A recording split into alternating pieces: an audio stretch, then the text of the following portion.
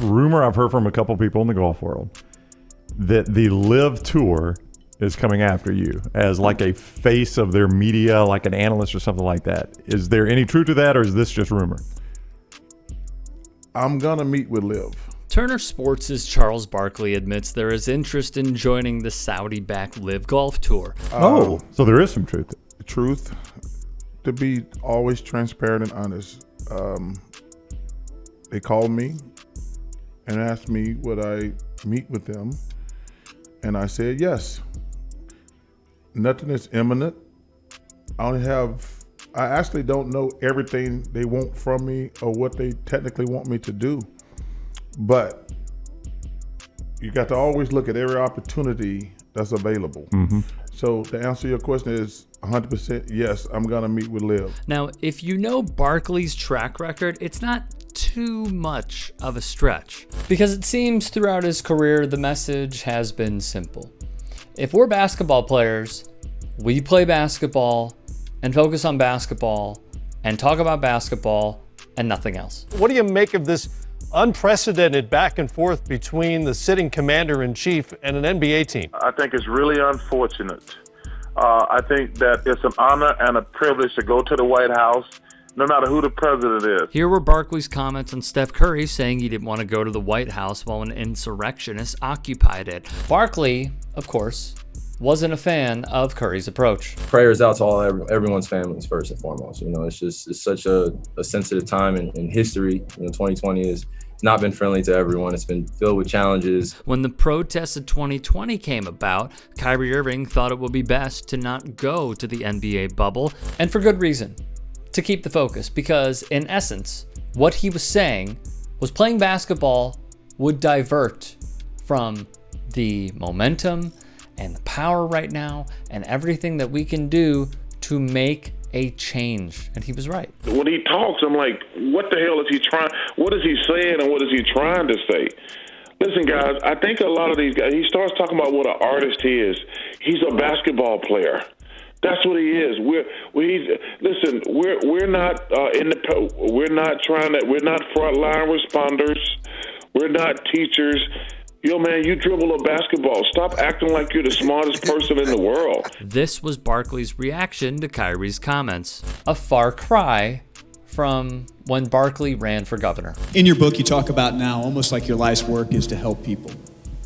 Along the line of politics, you have mentioned in the past that you have thought about running for governor of Alabama. Is politics still an avenue that you may pursue? We got a terrible economy. Our public school system is in the tank. We're on the threat of war every day. We're in turmoil right now, and it's unfortunate. But they're not doing their job. Their job is to take care of us, not a small faction. We got more people unemployed in this country than we ever have had at any time. It used to be a middle class. Now they're poor, and there are a lot more rich people and a lot more poor people. And that's not the way it's designed. No, rich people, their job is to take care of poor people. I truly, honestly believe that. I do. It begs us to ask, what happened to this Charles Barkley? He went from being for the people to this. The notion that white cops are out there just killing black people, that's ridiculous. It's just flat out ridiculous. Barkley said this just months after Michael Brown was killed in Ferguson. I spent a day with the cops. The split-second decisions they have to make. I mean, we're talking split-second decisions.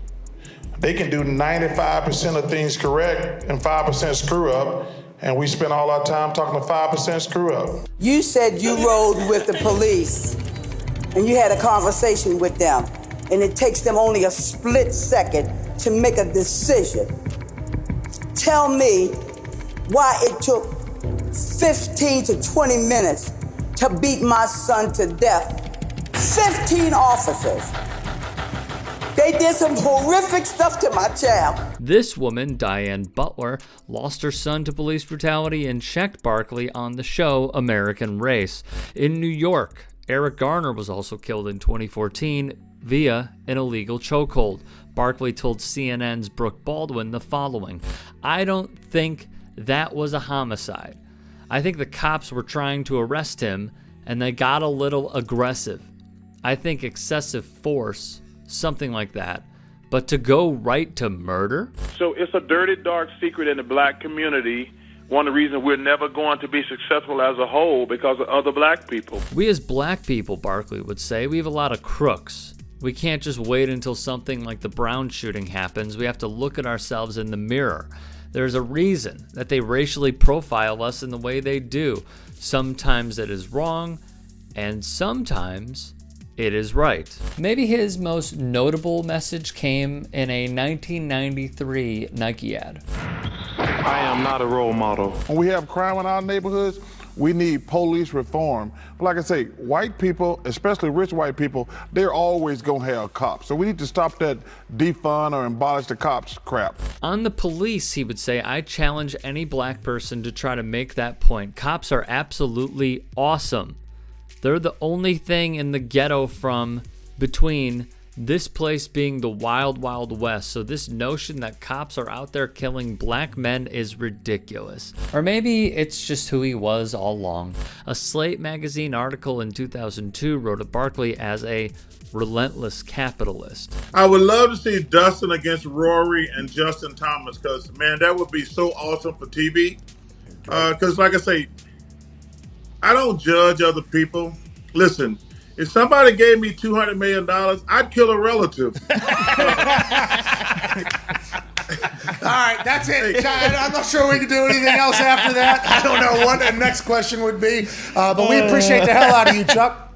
Hey, I'm serious. Hey, they said Phil Mickelson got $200 million and Dustin Johnson got $150 million. Hey, for $150 million, I'd kill a relative, even one I like.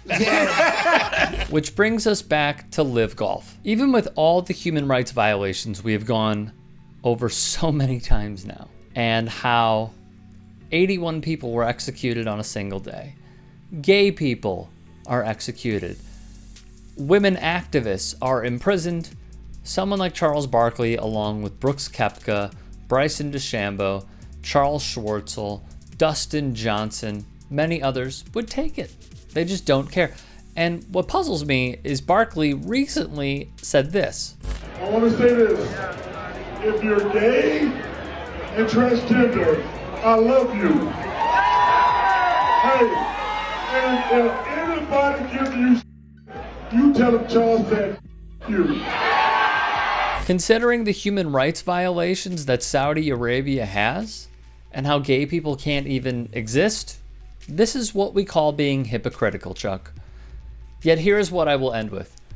For Live Golf from a broadcasting perspective, it would be a great get. It would probably harm Barkley's career, but for them, it would be a great get, and here's why.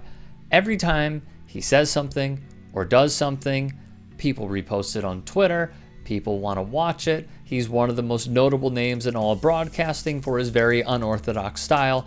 And look, the NBA on TNT has won countless Emmys because of Charles Barkley.